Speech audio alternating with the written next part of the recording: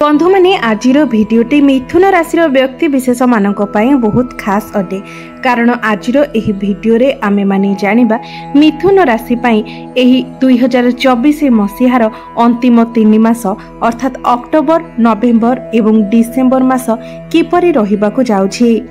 मिथुन राशि अंतिम 3 मासर राशिफल विषय आलोचना करिबा।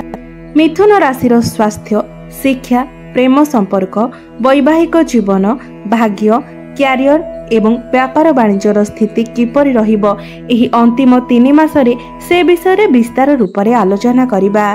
नवग्रहंकर स्थिति मध्य देखिबा। नवग्रह केउ प्रकार फल प्रदान करिबारे सक्षम हेबे।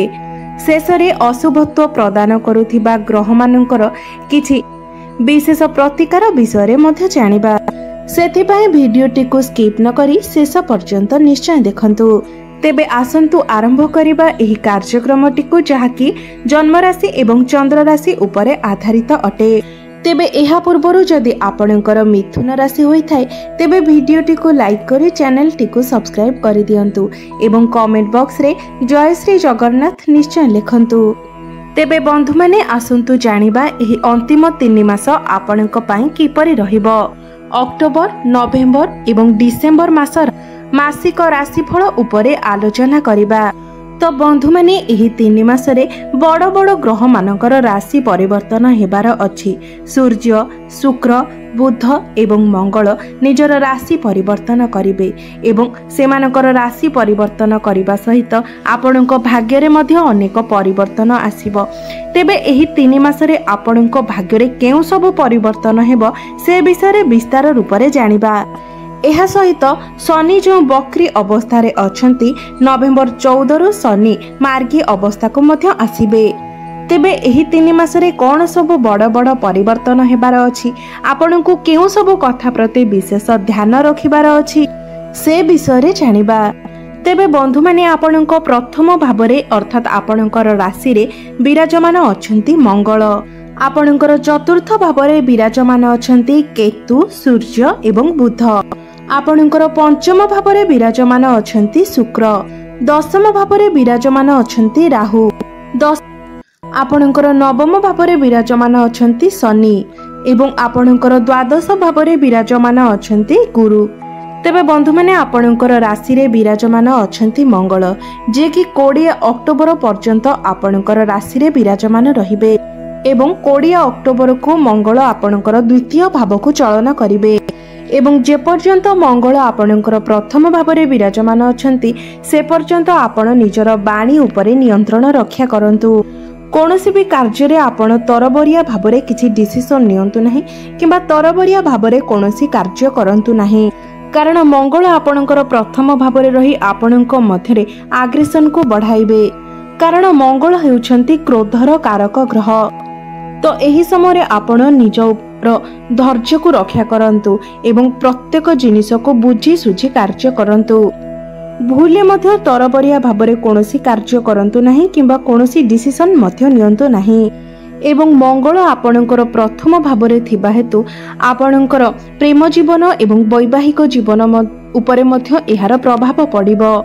तापरे 20 अक्टोबर को जेतेबेले मंगल आपणकर द्वितीय भाव को गोचर करिवे सेतेबेले आपणकर किछि दांत संबंधित समस्या देखा देई पारे। सेतेबेले आपण बाहर खाद्य को अवॉइड करिबा पई चेष्टा करंतु।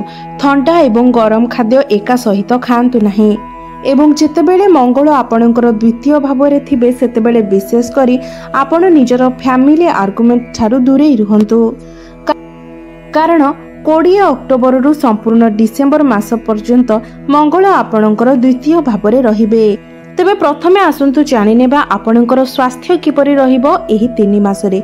तो बंधु माने कुंडलीर प्रथम भावटी होइथाय आपणकर स्वास्थ्यर भाव, आपणकर इम्यूनिटी सिस्टम रो भाव एवं आपणकर राशिर अधिपति हेउछंती बुध जे कि आपणकर चतुर्थ भाव रे विराजमान अछंती एवं बुधंकर स्थिति मध्य बहुत भल रहिछि। तेबे बंधु माने बुध जेतेबेले आपणकर षष्ठ भाव को चलन करिवे अर्थात नवेम्बर मासरे एवं 16 डिसेम्बर पर्यंत आपणकु निजर स्वास्थ्य प्रति विशेष ध्यान रखिबार अछि। विशेष करी एलर्जी, इन्फेक्शन, इरिटेशन किंबा स्किन रिलेटेड प्रॉब्लम किछि होई पारे। तेबे नवेम्बर नेकी 16 डिसेम्बर पर्यंत आपणको एई सब प्रति ध्यान रखिबार अछि। मात्र अक्टोबर मासरे आपणकर स्वास्थ्य बहुत भल रहिबो एवं 16 डिसेम्बर परे मध्य आपणकर स्वास्थ्य भल रहिबो। एबे आसंतु जानि नेबा आपणकर शिक्षा क्षेत्र किपरि रहिबो एही अंतिम 3 मासरे। तो बंधु माने कुंडलीर पंचम भावटी होइथाय आपणकर शिक्षार भाव एवं आपणकर पंचम भावरे विराजमान अछंती शुक्र एवं 13 अक्टोबर पर्यंत शुक्र आपणकर पंचम भावरे रहिबे एवं 13 अक्टोबर को शुक्र आपणकर षष्ठ भाव को चलन करिवे। तो 13 अक्टोबर पर्यंत आपणकर पाठपढ़ार स्थिति भल रहिबो। एही समय जदि आपण केउठारे एडमिशन नियंती किंबा पाठपढ़ा को नेकी कोनोसी भी बड़ डिसीजन नियंती तो यह आपणक पई भल रहिबो। कारण 13 अक्टोबर रु 7 नवेम्बर पर्यंत शुक्र आपणकर षष्ठ भावरे रहिबे। एही समय आपणकर पाठपढ़ार स्थिति भल रहिबो नाही। तो आपण 13 अक्टोबर पूर्व पाठपढ़ा संबंधित जेकोसी डिसीजन नेबे आपणक पई भल रहिबो। 7 नवेम्बर को शुक्र आपणकर केंद्र को चलन करिवे। सेतेबेले शुक्र आपणकर केंद्र त्रिकोण राजयोगर निर्माण करिवे। तो 7 नवेम्बर परे पुणी थरे आपणकर पाठपढ़ार स्थिति भल रहिबो एवं 7 नवेम्बर रु नै 2 डिसेम्बर पर्यंत आपणकर पाठपढ़ार स्थिति बहुत भल रहिबो। पुणी थरे 2 डिसेम्बर परे आपण निजर पाठपढ़ा को नेकी तरबरिया भाबरे कोनोसी भी डिसीजन नेबे नाही। कारण 2 डिसेम्बर मंगल जेतु आपणकर प्रथम भावरे स्थिति डाउन होइपारे। अक्टोबर पर्यंत जानिबा आपणकर प्रेम जीवन राग उपरे नियंत्रण रक्षा करिवार 3 मास अर्थात तेबे बंधु माने आपण माने आउ गुटी कथार विशेष ध्यान रखि बंधु माने 2 डिसेम्बर परे आपणकर प्रेम जीवन रे पंचम भावटी मकर मिस आपणकर प्रेम जीवन रे मिस कम्युनिकेशन आपणकर संतान तेबे अक्टोबर मासटी आपणकर प्रेम जीवन पई बहुत भल रहिबो जे कि अक्टोबर मासरे आपणकर संपर्क मजबूत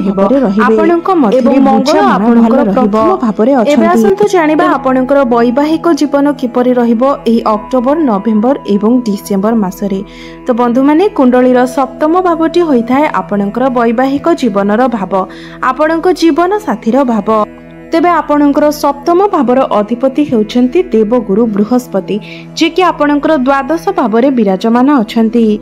तेबे आपणकर सप्तम भावर अधिपति आपणकर द्वादश भावरे थिबा हेतु आपणकर वैवाहिक जीवन सहित आपणक जीवन साथींकर स्वास्थ्य उपरे मध्य एहार प्रभाव पड़िबो एवं एही 3 मासरे गुरुंकर कोनोसी राशि परिवर्तन मध्य हेबार नाही। तेबे एही समय आपण निजर वैवाहिक जीवन एवं निजर जीवन साथींकर स्वास्थ्य प्रति विशेष ध्यान रखिबार अछि। एबे आसंतु जानिबा सबुठारु महत्वपूर्ण विषय आपणकर भाग्य क्यारियर एवं व्यापार वाणिज्यर स्थिति किपरि रहिबो एही अक्टोबर नवेम्बर एवं डिसेम्बर मासरे। तेबे कुंडलीर नवम भावटी होइथाय आपणकर भाग्यर भाव एवं आपणकर भाग्य स्थान रे विराजमान अछंती शनि एवं शनि निजर स्वराशि रे ही विराजमान अछंती। एवं सबुठारु खुशीर खबर हेउछि जे 14 नवेम्बर को शनि बकरीरो मार्गी मध्य होई जिवे एवं 14 नवेम्बर परे आपणकु संपूर्ण रूप से आपणकर भाग्यर साथ मिलिबो एवं आपण जदि कोनोसी शुभ मांगलिक कार्य करिबा पई चाहुचंती कोनोसी बड़ कार्यर आरंभ करिबा पई जाउछंती कोनोसी बड़ क्षेत्र रे आपण इन्वेस्टमेंट करिबा पई चाहुचंती कोनोसी मीटिंग करिबा पई चाहुचंती किबा कोनोसी भी बड़ डिसीजन नेबा पई जाउछंती तो 14 नवेम्बर परे आपणक पई समय बहुत भल रहिबो। कारण 14 नवेम्बर परे आपणकु संपूर्ण रूप से आपणक भाग्यर साथ मिलिबो।